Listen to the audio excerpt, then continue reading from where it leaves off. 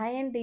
సమ్మర్‌లో చాలామంది టిఫిన్స్‌ని అవాయిడ్ చేసేసి లైట్‌గా వాటర్ కంటెంట్ ఎక్కువగా ఉన్న ఫుడ్‌ని తీసుకోవడానికి ఇష్టపడతారు. సో, అలాంటి వాళ్ళ కోసం ఈ డ్రింకు రాగి జావ నైటే ప్రిపేర్ చేసేసుకొని ఎర్లీ మార్నింగ్ సర్వ్ చేసుకొని తాగితే బాడీలో ఉన్న హీట్ అయినా సరే హెల్తీగా ఉంటాము. డే అంతా కూడా రిఫ్రెషింగ్‌గా అనిపిస్తది. సో, ప్రాసెస్‌లోకైతే వెళ్ళిపోదాము. నేనిక్కడ ఒక 2 స్పూన్లు రాగి పిండిని తీసుకుంటున్నాను. ఇది ఇంట్లో చేసిన రాగి పిండే. ఈ 2 స్పూన్ల రాగి పిండిని ఒక గిన్నెలో తీసేసుకొని ఒక చిన్న టీ గ్లాస్ వాటర్‌ని యాడ్ చేసుకుంటున్నాను. ఇక్కడ టీ గ్లాస్ వాటర్ అంటే నాకు ఈ కప్పు ఫుల్ అయింది. సో, ఇలా రాగి పిండిలో వాటర్ వేసుకున్న తర్వాత రాగి పిండి అనేది ఉండలు లేకుండా అలా పొడి పిండి, తడిపిండి ఇలా కాకుండా మొత్తం పిండంతా కూడా నానేలాగా అయితే కలిపేసుకోవాలి. కుదిరితే ఈ పిండిని ఒక 2 గంటల పాటు నాననిస్తే చాలా బావుంటుంది. సాఫ్ట్‌గా అయిపోతుంది. నాకు టైం లేదు. నేనిలా కలిపేసుకొనైతే రెడీ చేసేస్తున్నాను.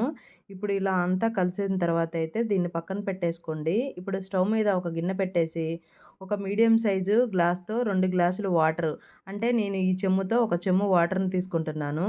ఈ వాటర్ అనేది కాస్త మరగనివ్వాలి. లైట్‌గా నీటి బుడగలొస్తుంటాయి కదా! బుడగలు ఇలా వస్తున్నప్పుడు ఒకసారి అలా గరిటెతో కలిపేసుకున్న తర్వాత, మనం ముందుగా కలిపి పెట్టుకున్నటువంటి రాగి పిండిని ఒకసారి కలుపుకొని డైరెక్ట్‌గా వేడి నీళ్ళలో వేసుకోవడమే. ఇలా వేసుకున్న తర్వాత వెంటనే మనం కలుపుకోవాలి. లేదంటే అడుగునైతే గడ్డలు కడుతుంది. రాగిపిండి అనేది ఉండలు కడుతుంది. సో, అలా కట్టకుండా గరిటెతో కలుపుతూనే ఉండాలి. ఇప్పుడు ఈ రాగిపిండి అనేది పచ్చివాసన పోయి ఇలా పొంగు పట్టి ఉడుకుతూ ఉండాలి. లేదంటే పచ్చివాసనగా ఉంటుంది. సో, అలా కాకుండా ఇలా పొంగు వచ్చి ఒక 5-10 మినిట్స్ పాటు ఉడకనివ్వాలి. అప్పుడే రాగి జావ చాలా టేస్టీగా ఉంటుంది. అలా కాకుండా అలా పొంగు వచ్చిన తర్వాత మనం స్టవ్ ఆఫ్ చేస్తే పచ్చివాసనగా ఉంటుంది. సో, ఇలా హాఫ్‌కైతే అయిపోతుంది. చూసారు కదా! హాఫ్ భాగం అయింది ఉడికేసరికి. ఇలా ఉడికి కన్సిస్టెన్సీ ఇలా ఉన్నప్పుడు మనం ఇందులో పచ్చిపాలనైనా యాడ్ చేసుకోవచ్చు. పెరుగునైనా యాడ్ చేసుకోవచ్చు. నేనిక్కడ పెరుగుని యాడ్ చేసుకుంటున్నాను. 1 ½ స్పూన్ గడ్డ పెరుగుని తీసుకున్నాను నేనిక్కడ. ఇంట్లో పెరిగే. ఇంట్లో అమ్మ చేసిన పెరిగే. సో, ఈ పెరుగులో మొత్తం స్పూన్‌తో ఇలా స్మాష్ చేసుకున్న తర్వాత ఈ పెరుగుకి సరిపడా వాటర్‌ని యాడ్ చేసుకోవాలి. సో, నేను ఒక చిన్న medium size glass water same కప్పుకి వాటర్ వేసుకొని అంతా కూడా ఒకసారి కలిపేసుకున్నాను.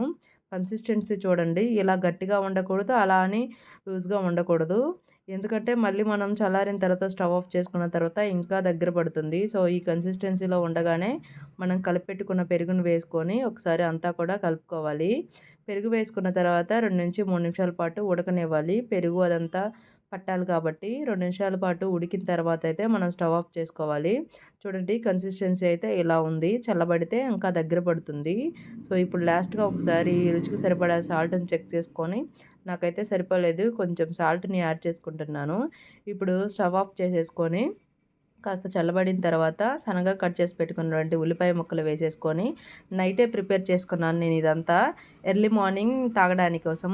ఎర్లీ మార్నింగ్ అయితే ఇలా గ్లాసుల్లో వేసుకొని కాసిన్ని పచ్చిమిరపకాయ ముక్కలు, కొత్తిమీర, ఆ తర్వాత రుచికి సరిపడా ఉల్లిపాయలు అన్నీ వేసేసుకొని ఎర్లీ మార్నింగ్ ఒక గ్లాస్ తాగితే డే అంతా కూడా చాలా రిఫ్రెషింగ్‌గా ఉండిద్ది.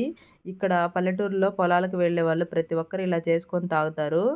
ఇవాళ కుదిరిన టైంలోనే తాగుతారు. సో, వీడియో నచ్చితే లైక్ చేయండి. కొత్తగా ఎవరైనా ఛానల్ చూస్తుంటే సపోర్ట్ చేయండి. Bye bye.